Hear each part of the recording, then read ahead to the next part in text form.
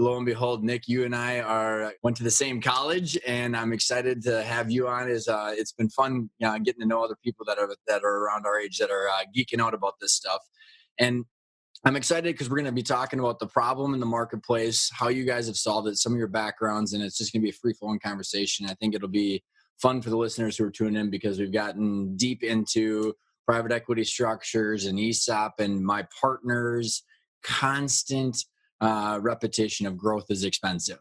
So everybody wants to grow value and they want to scale, but then how do you do it without going bankrupt? So with that being said, let's kind of tee it up and get a little bit of your guys' background and then how you got to where you are today and how you guys formed Hill Capital. And then we can dive into it. That sounds great, Ryan. Well, thanks for having us. And I can dive into my background first. My name's Nick Ehret, and I went to St. John's University with Ryan back in the day. And while I was there, I got a degree in accounting and went right into public accounting out of school, worked at KPMG for 7 years, and then transitioned from KPMG to do some more small business consulting, got really interested in small businesses and tried to help them work through their accounting, finance. And while I was doing that, I met Patrick, who was raising a fund for Hill Capital. And we started talking and realizing that we could really help each other finish out the fundraising for this and help the small businesses. So we formed a partnership. Patrick's now my business partner, and we raised the $10 million fund. And we closed on that right at the end of 2018. And then we, all of 2019, kept looking for businesses to invest in, looked at 120 plus businesses. And then at the very beginning of 2020, did 3 investments into 3 different companies in Minnesota and deployed $2.35 million. And then now we can, navigated COVID and doing all that stuff. And then now we're continuing to look at companies, and the pipeline's definitely increasing, and just continue to do that, and excited to share our thoughts on the best way to utilize capital to grow, and definitely resonate. Growth is expensive, and that's something that we see every day. Love it. Yeah, and Nick and I, this is Patrick Donohue, we have a terrific business partnership because Nick has the accounting background and my whole background is finance. And I've always thought about accounting as today and historical looking, and then finance as today and forward looking. And so it's been really ideal when we've been underwriting businesses and supporting them. We have the unique background with our community to really support the businesses that we invest in. And my whole background has been in the world of investment banking. I came out of college at Creighton University and then went to work for a broker dealer, and we started one of the early online brokerage platforms. I had left there and went to work for a small independent shop and started writing research on publicly held companies, and did that for a number of years, and then took that practice to Northland Securities, which now today is a decently sized, small mid-tier investment bank. And I wrote research on, I think, around 40 public companies, and I was the director of research for a period, so oversaw the research universe of many more names besides the one I was writing on. And what led me to Hill Capital, I was approached by some people that had a desire to start an investment fund to invest more into what we'd like to call more Main Street type of businesses. And that really hit a chord with me. And, we had a few meetings kind of in the evenings and stuff like that, but I jumped all in to help make it happen because the challenges that I saw firsthand with my quote Wall Street job was how disconnected Wall Street was from Main Street. And that was really important to me throughout my career to really help address the challenges and issues that face small businesses and entrepreneurs. So that's what led to the formation of Hill Capital Corporation. I love it. I refuse to go down a rabbit hole of how in sync Wall Street is right now with the general economy, right? Yeah, don't get me started. Have to go down that route. Yeah. But I'm excited. So I want to set the groundwork, guys, because about the problem in the marketplace. And I will try and articulate a little bit about what I've seen over the last 5-6 years, and even the problem that we went through in our family business. And then I'll just let us take and run with it, because we'll be talking about, growth versus buyout capital, and then how you guys are going in there. We're going to be talking about how to actually fuel growth, the different types of ways to get the capital. So to kind of get the breadcrumbs going for the listeners. But when I have seen, and when I think about the numbers, and this is what you and I, us three, talked about when we first got on the conversation prior to the podcast, was you have, of the privately held companies that are out there, there's 6 million that have employees. And I've talked about this stat from the U.S. Census Bureau before. And of the 6 million, like 20,000 over 100 million. And then you have 350,000 between 5 million and 100 million. And then there's 5.6 million companies underneath 5 million in revenue. I also talked to this gentleman, Carl Allen, who was on here talking about his approach in this lower market. And when I look at like the ways of if the average age of this business owner is 60 some, I think it's like 62 or 63 now. Not only how do they fuel growth so that we can grow value, because growth is, growing value is a lot of different things, but they're going to have to invest in the business. And then there's this concept of like, okay, we have our management role and payroll, and then we have ownership. And then we can talk about that as we set the groundwork. But the challenges with the financial vehicles or even tools for the business owner to grow and invest in the business without, because I watched this plateau hit where like someone all of a sudden is making $100,000 and some $1,000s, and you're like, finally, I'm here. Right. Because again, I think one of the stats that Carl Allen was talking about is that like 95% of people that sell in the loan market started the business. So they bootstrapped. They're not VC. They didn't go raise a huge fund. So then when they finally start making some money, they're like, finally, I'm here. And there's a lot of these lifestyle businesses out there, because you get to this point where you're like, okay, in order to hire the GM, in order to build out the ERP system, which takes me from 3 million to 5 million, I'm going to have to eat into my lifestyle. I'm going to have to reduce my annual profits to invest in the business.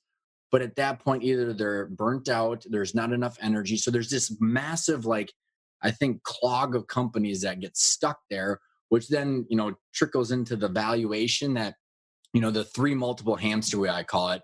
You pay you get the 3 times your EBITDA, then you pay the tax, you pay it on the debt, and it's like 1 year or 1.5 years worth of your salary. And you're going, and why did you even bother selling? Yeah. Right. So you're just constantly in this machine, and then we can talk about how to get out of that, how to grow value, how to not sell your soul necessarily, but also not just to use a traditional bank. So that was a lot, but I wanted to kind of set the stage of that was the conversation that us three had, that I think when you explain to me what you're doing and the problem you're solving, that sets a little bit of groundwork.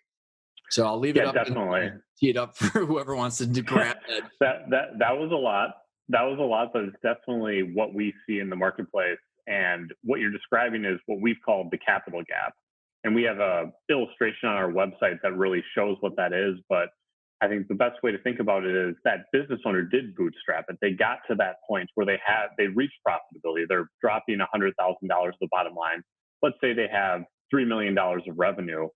But now to be able to break out of that and move from $3 million to $10 million and have a multiple that makes sense where you could sell your business, where do you get the funds to do that? And you just mentioned, I could cut into my lifestyle. Well, that probably took you 5 to 10 years to get to that point. If you really want to keep cutting into your lifestyle now, and so then you look for outside investors. And when you look at, or to the bank, and we like to say there's always 2 sources of capital that people think about, one being the bank and one being Shark Tank. And that's the 2 sides of our illustration is, well, the bank, they gave you maybe that initial SBA loan to get off the ground, which is a great vehicle to be able to get started. But when they start to get into this breakout phase and you need to hire a salesperson, or you need to do marketing, or you need to implement that ERP system, well, they don't fund that. And they aren't set up to fund that. That's a risky, the risk, it doesn't match what the capital's trying to do there. And so then, let's go to the other side. Well, these Shark Tank or angel investors, they are willing to take that risk, more than willing. They're willing to take extreme risk. But what they want to see is an extreme outcome as well. A lot of people talk about power law with all their investments. An angel investor, what does that mean? Well, an angel investor puts in money into 10 businesses, hoping one of them makes his entire fund. And we said, well, what about, is there something in between that? And is there a way for us to be able to provide the capital that can allow you to take that risk, but also not have to sell a huge chunk of your business, because you just spent the 5 to 10 years to be able to actually get to that point. And we don't need to take a buyout or ownership of your business. It doesn't really make sense to us. And so can we provide the capital? And then also we focus on the community as well. We bring in other entrepreneurs to help support the business owner to get through that really critical point and get over the gap.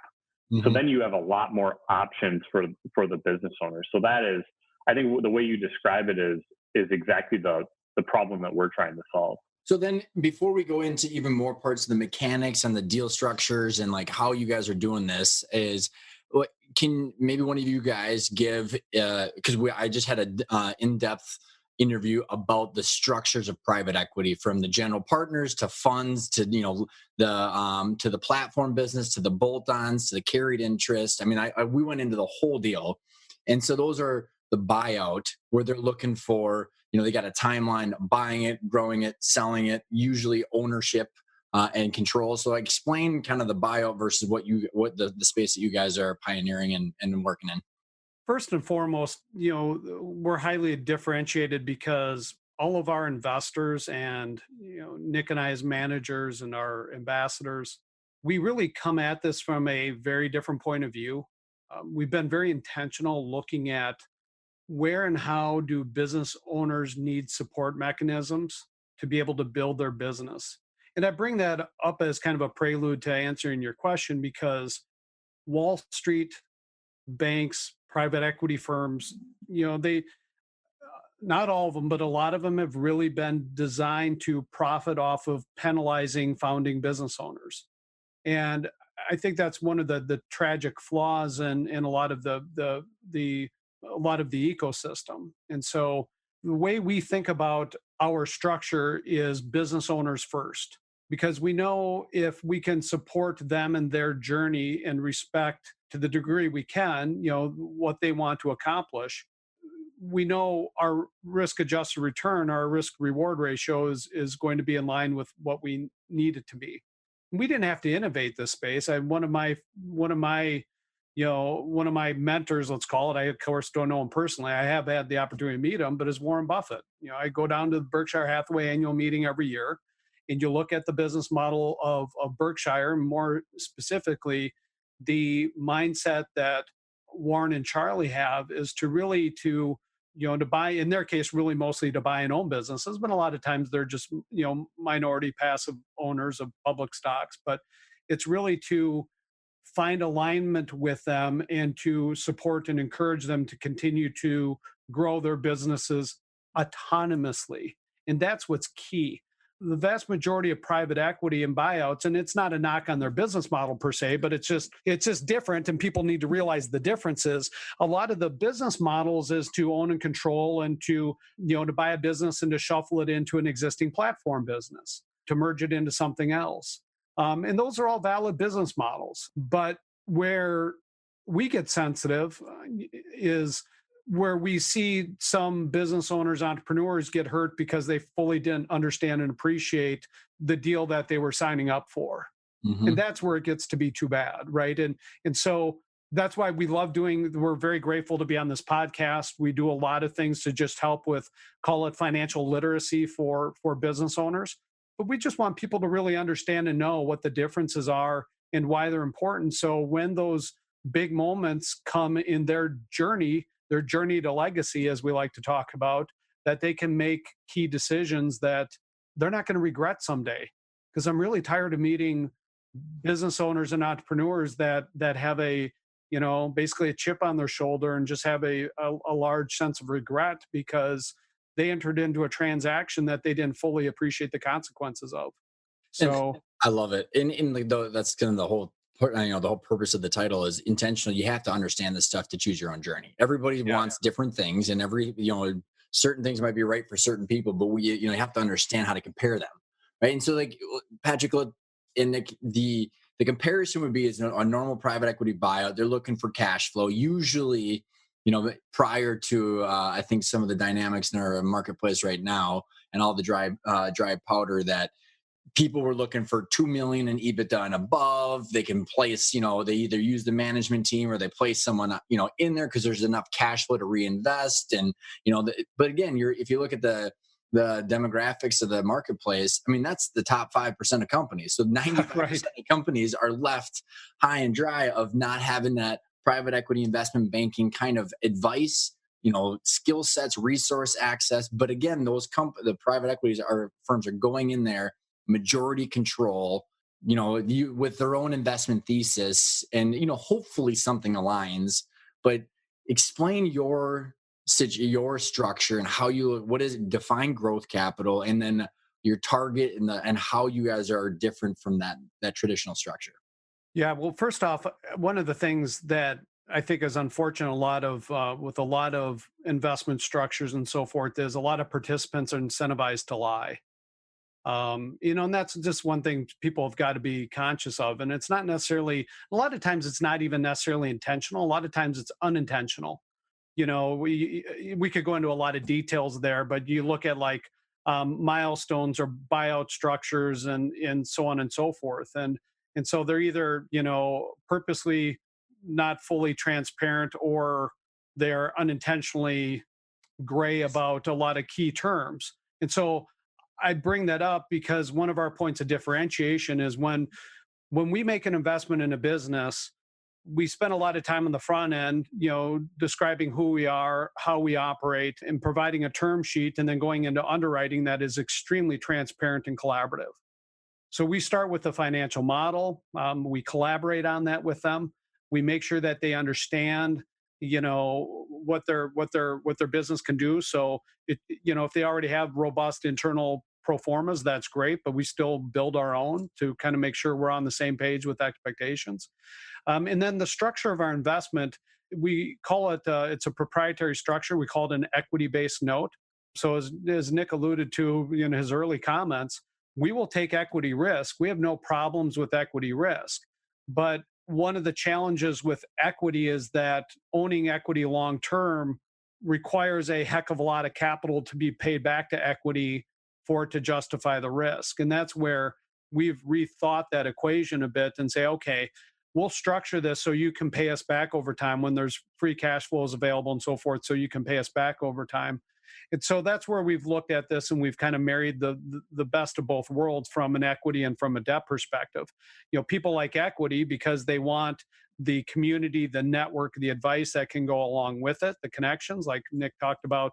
It's kind of called the Shark Tank effect. But people like debt because it's most of the time, simple, transparent to understand. I borrow $1, I got to pay it back plus an interest rate. Pretty simple and straightforward. And then most importantly, debt is powerful for a business because it's the cheapest cost of capital that a business owner is ever going to get. And so we've looked at both of those models. But in the bigger world of finance, I'm not gonna kid anybody. I mean, what we're doing is not necessarily over the top brilliant. We're just bringing a mezzanine finance model.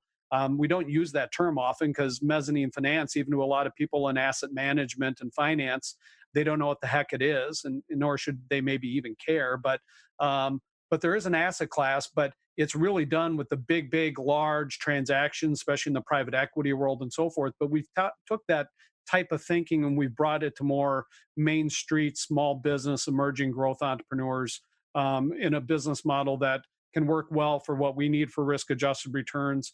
And as importantly, it can work well for that business owner so they can get effective capital. That's key, effective capital to help them grow.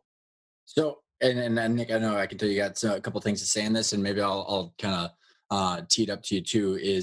So I want you to touch on mezzanine financing, because if anybody's familiar with it, they're going 15% interest from someone that doesn't care about my business, and it's because I ran out of all these other options.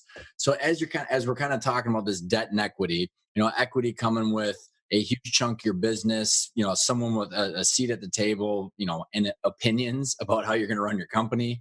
And then you got the bank who just wants as many things that they can take from you as possible in order to give you the money that you can't currently have. So there's obviously you're meeting in the middle. So maybe give an example of like someone that's got $500,000 or $1 million or whatever the typical cash flow is. the problems that they're dealing with, and then how you would structure this to kind of release them to grow. Well, I think the problem that business owner is struggling with is, well, where do I get the capital? Because the angel investor isn't willing to give you the capital because your business is a $3 million business and you want it to get to 10 million, and an angel investor is looking for a business that can go from 3 to 500 million, and that's what they're trying to take a bet on. And then a bank has already given you the capital that they can, and they can't give you that type of risk capital. So we're trying to meet them in the middle because we feel that can give the business owner more options. It can be kind of the right in between.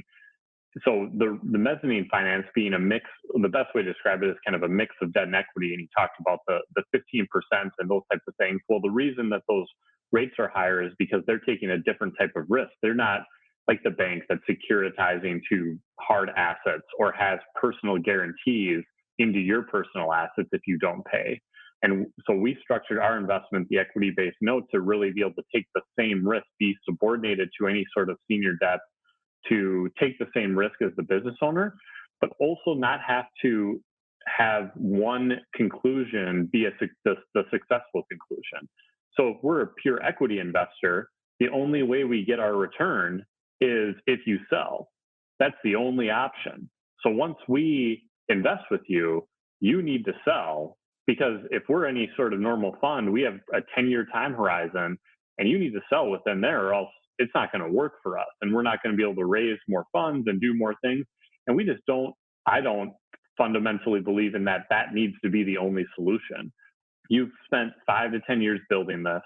You want to get it to 10 million, and then maybe it starts breaking out, and you can start dropping, $2 to $5 million to the bottom line. What if your children want to take over the business? What if you want to keep doing it for another 10 years, but you have an investor that starts pounding on the door saying, where's the buyer?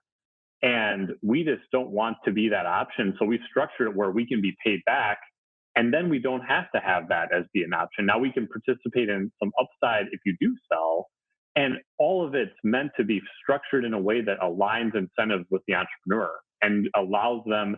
We're focused on just really, how do we support them to get to that point? And then let's not have a conflict when we get there. And so that's a big reason why we structured it that way, and allows everybody to have options when you get to that point where there's a lot more interest for people buying the business. Well, and now I want to kind of tee up an example that I see a lot that kind of make this concrete for people, where, if you're not taking on the equity, then you don't have to sell, which, like you said, you're not locking yourself into some sort of outcome that you may or may not want, or people that you don't want sitting at the table. And that 3 multiple hamster wheel we were talking about, and this decision to invest in the business, there's this philosophy that we're trying to literally beat into people's heads of shift your mindset away from solving for annual income, distributions in your salary, shift it towards long-term value creation, which is growing my EBITDA and growing my multiple. And you have to invest in order to do that. And so if you can invest in the business in the right value drivers, which is our 4th principle, you can go from a 3 multiple to a 7. And if you're going from $500,000 in cash flow to $1 million, my gosh, the amount of money that you can make at the end of that, but you're opening yourselves up to an ESOP potential, private equity potential, gifting to family. I mean, that weren't available to you at the $500,000 and a multiple of 3 after you pay down taxes and debt. You walk away with another $700,000. So there's just, yes, you might have a different structure of working with you guys for how that's being done. But if you're only short-sighted and you're only viewing the expense of it, you're not looking at when and how you could harvest that value or the options that you're bringing yourself. So what are some of the challenges that you have when you looked at 120 deals? When you're looking at this, what looks like a good investment? What are the people trying to accomplish that align with your guys's? And then what are also the bad situations that people should avoid? Yeah, and I don't want to hijack your question. I want to address it, but you brought up something really important, Ryan, that I think is just a really key piece to this whole equation, because you're spot on with how business owners should think about the valuation enhancers and the things that they can do. And I'll tie this to your question as well here. But at the end of the day, it's really about a return on invested capital. And so we don't need, and I don't expect, business owners that are going to go become like, finance wizards and so on and so forth. But there does need to be a level of understanding to think about, not all capital is equal. Yes, money costs differently depending on the sources, but depending on what somebody's capital stack looks like and what it's achieving for them. So let's just say there's the base business and it needed $5 million of loan from the bank. It cost 5%. Okay, great. That's it. But now you need another $1 million and it's going to cost you 25% or whatever. I think for most people off the street, they'd be like, well, that's ridiculous. You shouldn't take the 25%. Well, no, the mathematics is really simple. If that 25% is going to earn you 30% or more, no brainer, do it. Like that's project finance 101, right? So that's what's really important for business owners to kind of like think about whether they're selling equity or whatever the type of capital that they're bringing in, and how to think about, the cost of capital, but what are they achieving with that return on invested capital? Because that's what's important at the end of the day, because again, the heart of the matter, and that's why, we love your work and what you're doing and in helping business owners understand, it's that valuation enhancement, right? That's getting out of that hamster wheel. That is what is critical. And so, your question is, well, and let me interrupt you, Patrick, because I want to even add to that where, I was never a finance, Nick, you were in accounting and getting all smart while I was probably playing flip cup at sales. I didn't understand what cost of capital was until after we had the business. And had I maybe understood this prior, I'd be in a different spot. But the challenge is like, what does that truly even mean? The cost of capital. And when I really started to wrap my head around this years ago, it was like, okay, so going back to your example, Patrick, it's like, okay, if you got 25% interest, yeah, insane example, really expensive. But I was sitting there talking to this entrepreneur that's a client of ours, and she was like, well, I'll just go get a partner, and the partner will give me $1 million. So I don't have to do $1 million at, let's use your example, the 25%. And I'm like, well, that's great. But let's say, if you grow the business and you're going from, let's say it's $1 million in EBITDA, and then it's 1.5, then it's 2, that person's taking 25% of your distributions, potential distributions, has a say when and how you do things. And when you go from a $5 million valuation to 15, they still get a quarter of that. Yeah, that's why I could outline a number of examples of why 25, 50%, whatever, you call it a traditional interest rate, is way cheaper a lot of times than bringing in an equity owner. That's why when we talk about our deals, we always boil it down. We encourage people to look on money, right? So if somebody puts $1 in, what are they going to expect for $1 back? Well, if somebody's truly buying equity and taking that type of risk, these numbers are well known because venture capitalists will tout them and everybody talks about them. They put in $1, they want $10 to $100 back. Now, they don't have to have that as a guarantee, right? But they need to have the opportunity to earn that type of return. Well, you start backing into the mathematics of what that looks like and what percentage of the company somebody's going to have to give up to be able to provide somebody that rate of return versus you put in, this math is off the top of my head, but let's just say 5 years, 25% or whatever the case may be. That's equivalent of about $2 back. So somebody puts in $1, they get $2 back. So 25% sounds high, but when you do the money on money math, it's a steal of a bargain, right? Because if that dollar that was invested today leads a business from $500,000 in EBITDA, it takes them to $2 million in EBITDA. Not only did they get the value enhancement on the EBITDA, but now they went from your 3-time hamster wheel to 7 times, right? 7 times 2 is a lot better than 3 times 0.5, right? It's massive. That's the math that's important for a business owner to kind of scratch out or pencil out when they think about effective capital and what's going to work for them and their business. And I think one of the biggest missing pieces that I've seen constantly is most entrepreneurs, which they do not understand the value of their asset, which is why we just hammer in ownership thinking, which is brings you to equity discussions, right? Versus, hey, by the way, Patrick, I make $500,000 a year. You want this 80-hour a week stressful job? And you're like, no. Well, you pay me $4 million for this 80-hour a week job with all these headaches, but you get to make $500,000 that you can never spend. Versus, the discussion that we're having. And it just really, and like you said, we're not trying to make anybody financiers, but to understand this concept, can understand value, and then they can understand what their options are. I mean, I love going that back word to options, because then they have options. That's what's key. Mm-hmm.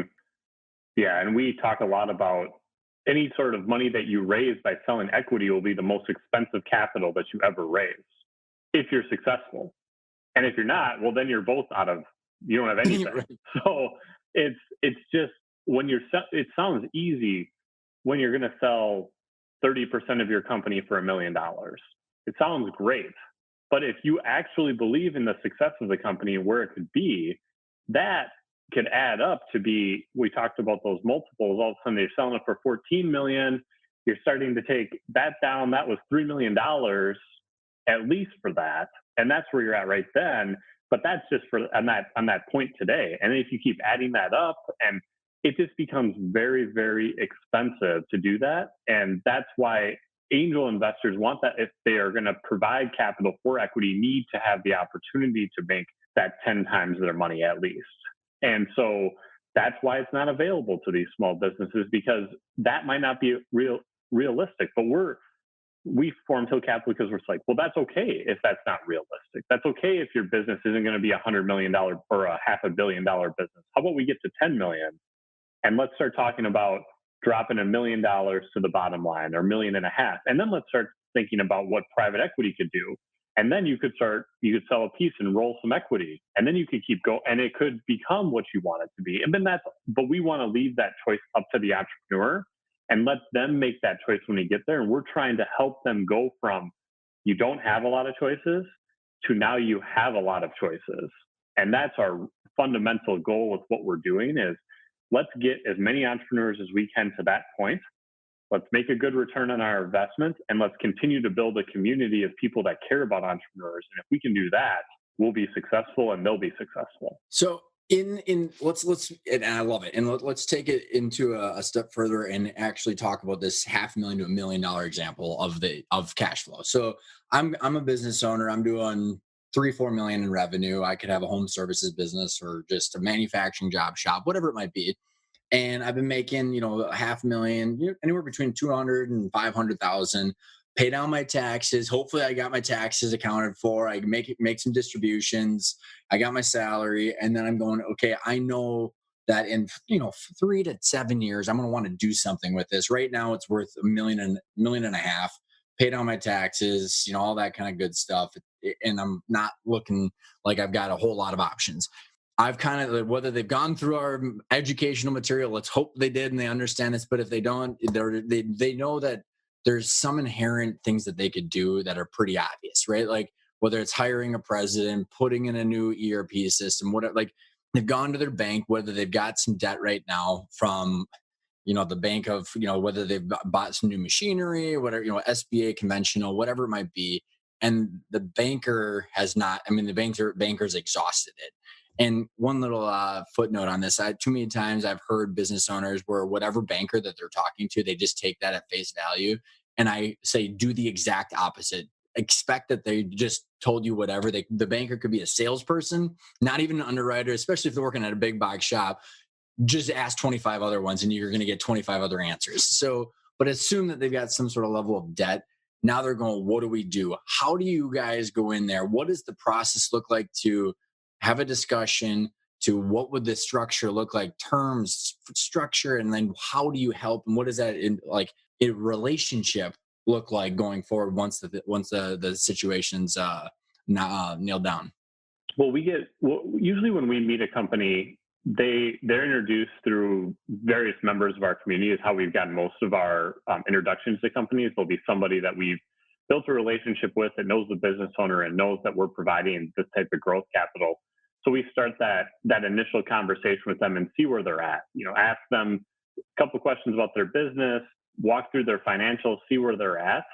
And then once we see that and hear about what their growth plan is, then we go back and say, well, is this business in a spot where they're at or close to profitability, and do they have a really good plan for growth? And do we think that Patrick and I and our community of empire builders, is what we call them, and our ambassadors, do we think we can help them achieve those growth goals with our community and with our capital? If we say yes to that, then we provide them with a term sheet. Our term sheet is non-binding. We provide it to them, and just in the spirit of transparency, it's one of our core values. We want them to understand what our terms are up front before we start taking their most valuable resource, which is their time. I mean, once we start going through, it's going to take some time to go through this, and then also their money, because then we're trying to make sure they don't start incurring legal costs and doing all of those things before we really get in a good spot. So then if they sign that term sheet, then we go through a approximately 10 to 12 week process where we meet with them weekly, go through the whole due diligence process. And what we're really focused on is we just want to get to know the entrepreneur. We want to understand who they are, make sure that we align with their incentives and what their goals are, and understand that we can help them. And then we start building that robust financial model. And we map out free cash flow monthly for 5 years to really understand that, yes, this business is here today, and this is where it can go going forward. And we're on the same page that these goals are reasonable and achievable, and we can help you do this. And we go through that whole process, transparently lay out our terms with our investment. And once that's there, then we go to our investment committee, get an approval, and that's where it goes. And if we have that approval, we provide the investment. Post-close, it's all about supporting the business. We're focused on doing some update meetings, getting their financials, updating our model, making sure that we're on the same page with them. And then really, what problems are you having? We want to really focus on and celebrate the issues, make sure that we understand what those are, and find people in our community that can help address those issues. We know we don't have all the solutions. We don't have every solution for every problem that you have, but hopefully we know somebody that can at least help. And if we can do that, hopefully we can get you over this massive hump to the point of where, yes, you can get to that $10 million mark, and we're going to help you get there. But we're not going to be the ones that tell you how you have to do it. Yeah, and I will spare the audience too many details of our situation. We were factoring for a while for various reasons when the financial crisis hit. And the banking relationship was like this: what are your receivables? Give them to us now. We'll maybe help you. And when you need money, we're not going to give it to you. And just it's not a relationship, right? It was just there. How many ways could the bank mitigate the risk without helping us? And we weren't financiers, right? So like, you think about all the things that you're talking about. We had challenges, we had problems. We knew we had energy. We knew we could put the energy in the right areas, but we were never able to get the financial world and the capital to hit the road with the operational and the efficiencies and strategies that we had. So this gap that you're talking about is super personal for me because of that experience. And I think about, the relationship that you're talking about is different, and how you're understanding finance versus just how many things do you have that we can take from you if this goes south. It's just so different. Right. And the process that Nick described that we go through, it's very important to us because we do take the time to get to know the business owners really well and the executive team and understand the business models. And we do it for two reasons. One is risk mitigation. Our business model is we look to put in $1 and we look to get $2 to $3 back. We don't look to get $10 to $100 back. And so we can't just do a spray and pray method where we invest in, dozens of deals and just play the statistics.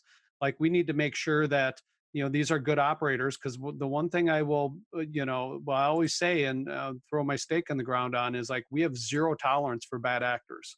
So that's our number one job in underwriting. If there's any risk that we're going to be taken advantage of, we're out. We just have zero tolerance for that. And the other reason we do this underwriting is that support mechanism. So again, it works to help support the business owner in their journey and so forth. But again, it's just mitigating that risk that when they stumble along the way, I didn't say if, because I know everybody will stumble, everybody will have a challenge, even in the best of economic times. When stumbles happen, do they have that ecosystem around them to help get through those challenges? And so, as Nick talked about, we like to think about this as celebrating issues and being able to work through these things to be able to get there. But you said something, Patrick, that I think is huge, and both you guys did, is that it's the story and it's the people that matter. Because Yes. like I think about our situation and like we could explain. I mean, I remember when we were trying to refinance, we met with 14 banks. The amount of people that I explained our situation to at the whiteboard and what's going on with the SBA loan, the different entities and where we need and like what we could do. And then I'd see it was either just a salesperson, they had no authority, or there's just an underwriter that didn't understand it. I believe, I think it's important for you to say you have zero tolerance for bad actors, because here we were. I think we could probably relate to a lot of these business owners where we were good actors, we had a good strategy, we had a good team, could not figure out a way to connect the dots like you guys were talking about. And the banks did not care about the story. And if it was a story that was good and the salesperson liked it, it went to underwriting. That underwriting then went to their upper superiors, and that superior then went to their, and then it was just literally a prospectus or a spreadsheet in front of some random board that said yes or no. Zero idea about our story. And it made a huge difference to us. That is the real tragedy of our economy that goes completely untold. Mm-hmm. A lot of businesses we work with, they get a bit annoyed and turned off with all the chatter and talk about investing in startups and so forth. And like, look at, here we are, we've got 20 or 40 employees and doing what, and doing well in our community, but we need this type of help. And nobody's out here talking about, resources to help us get through this, because the challenge is that the vast majority of people on the outside of business ownership think that once somebody's got some decent revenues in hand, Wall Street is open and available to them. They've got all sorts of financing mechanisms and so on and so forth. And the reality is they don't. I mean, I'm to the point now where I'd say if you're not $1 billion business, like, it can be tough. And the smaller it gets, even $100 million business. I mean, I'll never forget. I mean, this was going on over 15 years ago. I worked with a publicly held company that was 50 million in revenues, and they couldn't raise $4 million to complete an acquisition. That's nuts. Oh, it is nuts. But it happens all the time. And it's the story that needs to be told. And now the fact that you had the Fed that is essentially just doing whatever the policies are we're not in a, long story for a different day, but we're not in a free market necessarily anymore, because the policies are dictating where the capital goes. And then you go all the way down. And I wouldn't even say that like 99% of the listeners that are listening to this, even if you're doing 150, 200 million in revenue, you're not Wall Street like material. No. Even that word doesn't even make any sense, because you're going to get Wells Fargo's mid-market bankers, and they're going to look for deposits, and they're going to look for some sort of loan structure or credit facility. Exactly. And it's all become so transactional is one of the big problems, and it's become the culture. And there's some wonky stuff out there, but of course I'm pretty wonky in the world of finance, so I get a kick out of it. But there was a big transformation when the merchant banks like the Goldman Sachs and the Morgan Stanleys, when they did IPOs and they went public, it completely shifted the risk spectrum of who has the risk when they're doing deals and so forth. Back in the day, it used to be all the partners' money, and they'd make decisions as partners. They'd be very vested in that. It's extremely rare you'd ever even find an investment bank that's anywhere even close to that anymore. Yeah. They've all become very transactional, and the cultures are, go big, go home. What are we going to shoot and eat and kill today? And it's not about the investment banks that were back in the day. I love the story of Ford Motor Company. It's one of the best prospectuses out there. But their prospectus has literally over 100 investment banks. Like, everybody participated in that IPO. I mean, now you get a big bank on it. They don't want anybody on. They're forced to partner up with others and so on and so forth. But, what started in America, doing deals under, the tree off of Wall Street and all that kind of stuff has become something very different these days. It's culturally very different. It's very transactionally oriented. The vast majority of players don't have the best interest, let alone any interest of the founding shareholders in mind. And it's become a very upside down world, and we need to do something about it, because it's not a pretty outcome when it gets to be like this. Yeah, you and I, we could go down a whole, just a couple cliff notes on this. I just got done reading all the president's bankers. And then I also got done close to Paul Volcker's book called Changing Fortunes. lots of history on this stuff, fantastic material. And it just shows you how, like, there was a gentleman that I interviewed. He's got the 40th largest bank in the US, and he bootstrapped the whole thing, and he's out of New York, and his whole deal is to change this dynamic too. But the for the listeners, the purpose of this conversation, it shows you that even in the lower and middle market, you're dealing with a lot of sales reps that are working for the commercial banks that they need assets in order to lend you the money. So by the time you finally get here to this point where you don't have a lot of people that truly understand cash flow, like you said, forward looking discounted cash flow. What's the risk of this cash flow? The fact that there's so many advisors, even in the valuations guys, when I started realizing that most of these valuation professionals do not have to ask the business owner, how's your management team? Do you have an ERP system? Oh, is it running on an AS400, or is it based in like literally timesheets? But they're going to place a risk on that company. I just don't even understand it. It's laughable when you start to peel back the onion, right? It's ridiculous. It's so laughable, it's sad. I know. But I think it goes back to there's the capital gap, but there's the knowledge on business gap. Yeah. And you're kind of like blending the two, because the people that I've said it for, and people can't see me right now, but there's a Venn diagram that I'm making, and you have people that understand capital and people that understand business. And there's like, I'm very, very minuscule people that understand both.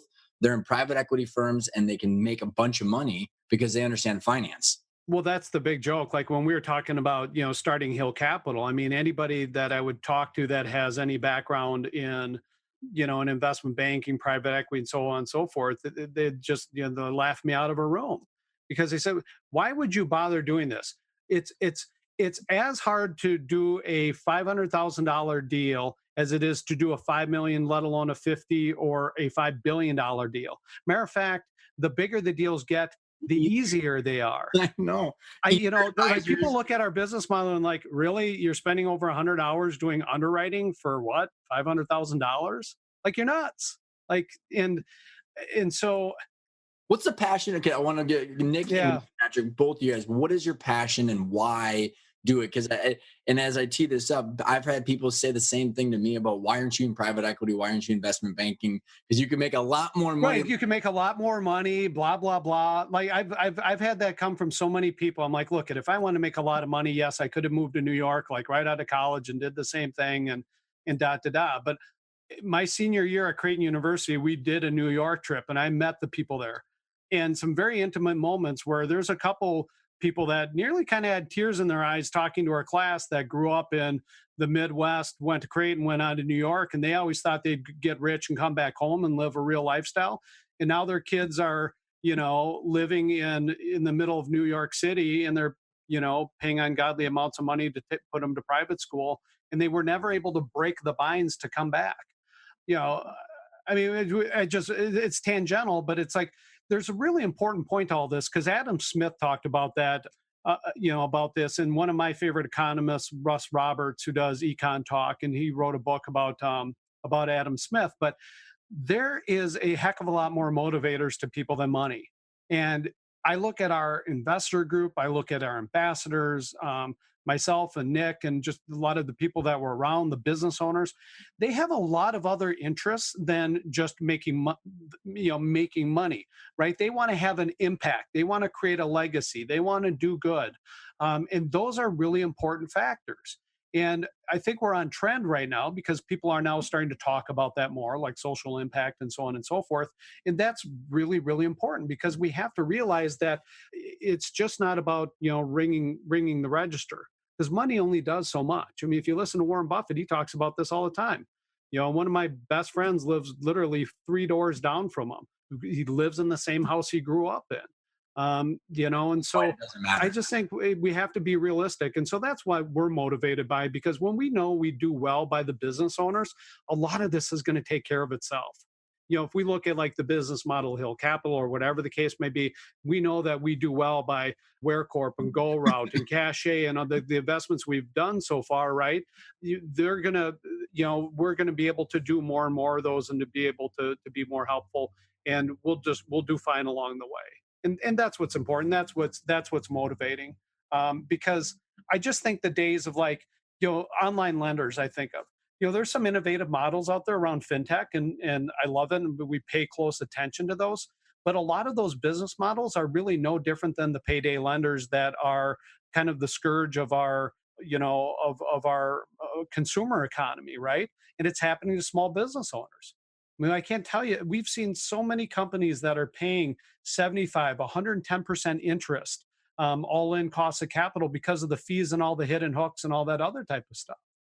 Well, someone's got to So, make some money somewhere if it's 0% interest. right. Well, but in what they'll tell you, because a lot of them are publicly held, or they were up until COVID hit. Now they've had to sell or go under. But they're Wall Street companies, and they would talk about this, about how they're playing a statistics game, right? They got to charge these companies 70% to make up for the eight of the 10 that are going to go under default.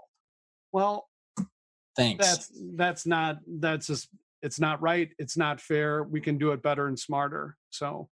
Well, and I think obviously you can hear Patrick's passion for it.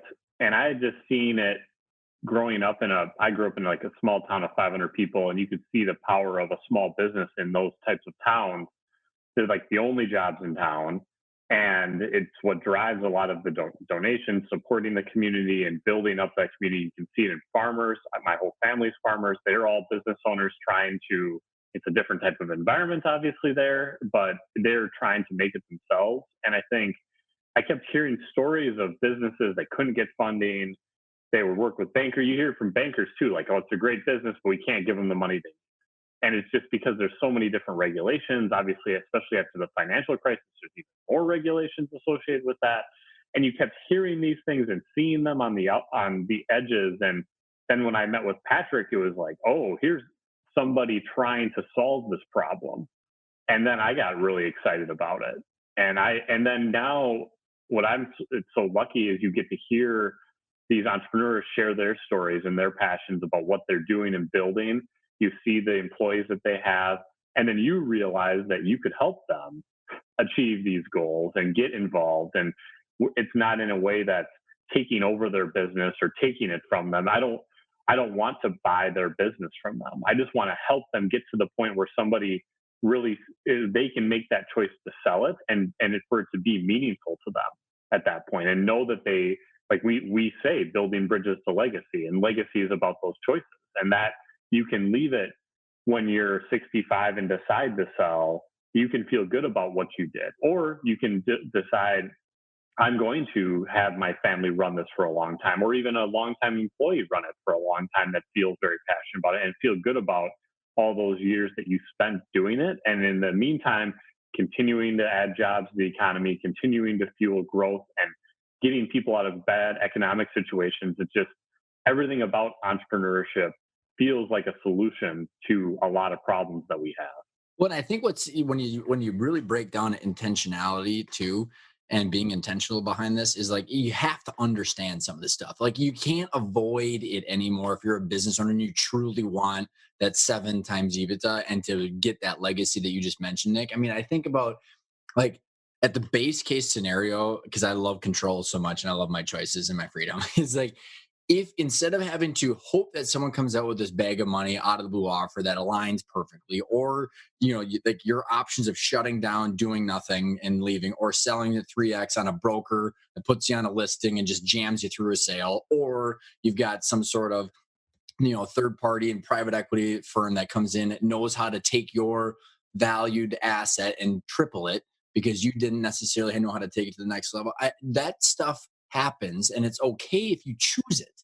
But if you didn't know that you were going to choose it, and I think about the reason I started this of being intentional, if you went to you guys and said, I'm going to go from $500,000 to $1 million or $2 million in EBITDA, I'm going to finance it this way, because at $1 million or $2 million, you can almost predict, if you do the value drivers that you choose, you could do an ESOP based on the discounted cash flow that you guys have probably already worked on. And so you could finance it, do the right strategies, and then almost guarantee the fact that you could do an ESOP. And all that's within your control every single day. You don't have to wait for the marketplace, what's going on all that stuff, all that noise becomes important, but more noise than actually something that it's a hope and a prayer. It just, even if you didn't want to do that, you could do that and you still have a healthy company that gives you other options. And it's about creating those choices, like you said. Yeah, very much so. And and that is our motivation. We've always said, all of our stakeholders, shareholders, everybody in Hill Capital, we've always known we need to create a long-term sustainable economic engine. So without a doubt, we need to have, and we've set our investments up so we can have a good risk-adjusted return, without a doubt. But it's also balancing that out with the community and making sure that all stakeholders are treated fairly, and we live by our core values of transparency and being collaborative, and and those are the key pieces, because then it becomes sustainable long term. There's a lot of people who've tried models in and around finance that have burned out because they've burned too many people along the way. And again, we're seeing it right now in fintech. I mean, there's only so long you can go, charging hidden fees and all this other type of stuff, and the gig's going to be up at some point in time, and that's and so that's anyway, that's important to us, is that we're going to not only have some positive impact on the communities, but we're going to do it in a way that's long-term and sustainable. And one of our things, and why we're sharing insights with you today and love to collaborate with with people on these subject matters, because we don't want to be one of a very few that are doing that. We want more and more people to be doing investments in better and smarter ways, because it's just going to make the ecosystem and in our economies all that much more robust. So I know we're a little short on time as we're going to wrap up here, but a couple of specific questions that I'm curious on, and then we can talk about empire builders, where to get in touch with you guys, is the type of investors that you're getting the money from too, because that's one thing that I think we haven't touched on. And then also, what is the big vision for Hill Capital? Because I know you guys have got a big vision behind this, but the types of investors that are giving you the money, how you're paying them back as well, and how you guys get paid, I think is important, because I've given some of that context and on the other types of structures like private equity and ESOPs and stuff. So who would be giving you the money? Why are they doing it? And then when and how does the management team and the general partnership of Hill get paid? And because that truly shows the motives that are aligning with what you're saying. Yeah. So investor wise, it's all entrepreneurs, fellow entrepreneurs that have built the business before. They've had success in that business, and those are the types of people that we targeted, that resonate with this story. Similar to Ryan, your story, being able to resonate with that and seeing what's happening out in the marketplace and realizing there's an issue, knowing that you could contribute capital to be able to help solve that issue. And so we found entrepreneurs that are really passionate about giving that capital in. Now, our structure is similar to other fund structures where we have LPs and we're the GP, but we've also structured it a little bit different, where we don't have a management fee. A lot of the ways that we get paid are built on carries. And so that basically above a certain set investment return, a minimum investment return, whatever term you want to use, then we start to be paid upfront with that. And we've structured some kind of more complicated ways to be able to upfront those fees and be able to pay that back. But it's the way we structure it's really to align similar to what we do with our investments. When they're successful, we're successful. And that's the way we want to structure our investment, is when we get paid, when the investors get paid, and that will work out long term. That will be good for everybody. And so we continue to focus on that and try to innovate in ways that we get paid, so we don't have to do the very standard 2 and 20 structure. Yep. And I think this is super important for every listener that's tuned in, because this is what I've hammered home, guys, that the owners need to ask this question until the person on the other side is super uncomfortable. Right. And creativity is the name of the game now. I mean, Sonny Vanderbeck, who's on the show from Satori Capital, he has an indefinite hold period. He raised over $1 billion and said, I'm not giving you your money back. So that's way different than a general partner that's got a 7 to 10 year timeline. So asking these questions truly shows how to compare the different investors, because I think the creativity and aligning the things with what you're saying, with how things are structured, is crazy important. Yeah, it's absolutely critical, because business owners may not care today, but at some point they're going to care, and care a lot, because someday something's not going to go quite right or to plan or whatever. And then the rubber's going to meet the road when the true stripes of the underlying shareholders of where that capital came from Yeah. are going to come out. Yep. And that's why, if somebody's taking down money from an institutional source of capital whose funders also happen to be other institutional sources, these are all people that are being paid salaries to grind out a return and to get their money back on the terms that they said, and they don't have the incentives to necessarily be strategic. But our underlying investor base is business owners, like Nick talked about, and that's really important. And that's why we're here and to support these businesses. I mean, it is absolutely critical. And that's, again, I not to keep getting too much into the philosophy of this. As you can tell, I have a hard time staying away from the philosophy of it. But the investment capital has gotten too disconnected from its source, right? That's what we are looking to change with Hill Capital. When it's all of a sudden like money that's going into a pension fund, and the pension fund is outsourcing it to a manager, and a manager's then reinvesting into another manager that's investing as an LP in a venture capital fund, and they're the ones that are supporting ABC company. It's too disconnected. And so I found out, guys, that through my insane curiosity of pulling this string, I found out that no one's responsible for this shit. And it's just like mind-boggling for me. I'm like, wait a second. So you have the pension fund managers who need to make a return, but they've over leveraged themselves trying to get the return back because they're not funded enough for their liabilities.